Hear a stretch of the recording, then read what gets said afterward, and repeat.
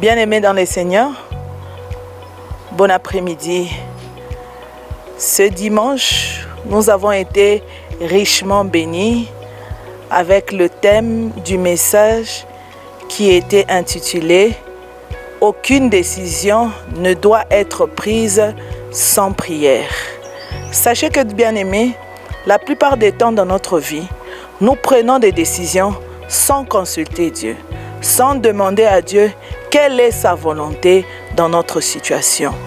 Bien-aimés, dans la Bible, l'homme de Dieu nous a donné certaines illustrations comme celle de David. David ne prenait aucune décision, ne faisait rien sans consulter Dieu et demander à Dieu sa propre volonté. Que faites-vous dans votre vie? Prenez-vous les décisions par la volonté de Dieu? Entrez-vous en prière avant de prendre chaque décision? Bien-aimés, en ce mot, nous avons été bénis par ce message.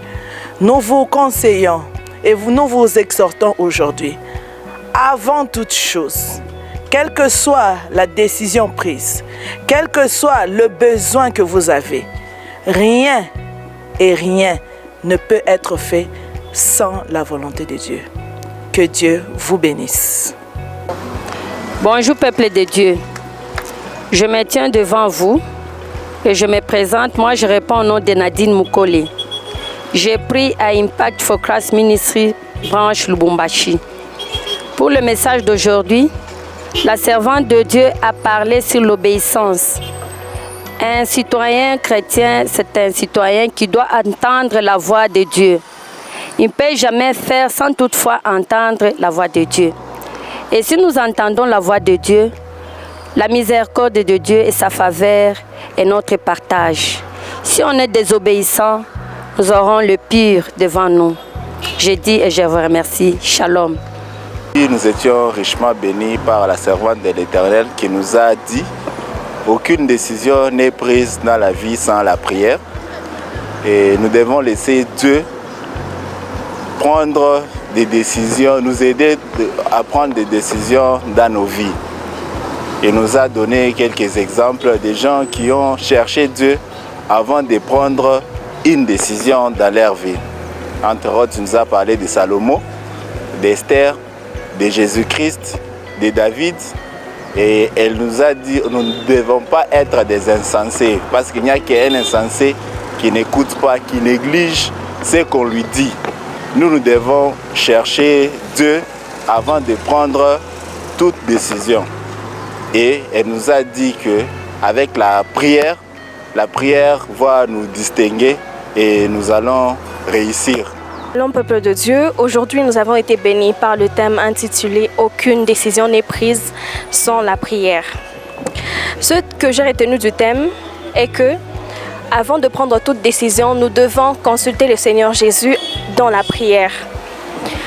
Deuxièmement, lorsque tu pries pour une situation douteuse, tu dois te poser ces questions. Premièrement, tu te demandes si ce pourquoi tu pries est bénéfique pour le royaume des cieux. Deuxièmement, tu te poses la question, que ferait le Seigneur Jésus s'il se retrouvait dans la même situation que toi? Aujourd'hui, nous avons été richement bénis par un thème qui s'intitule « Aucune décision n'est prise sans la prière ».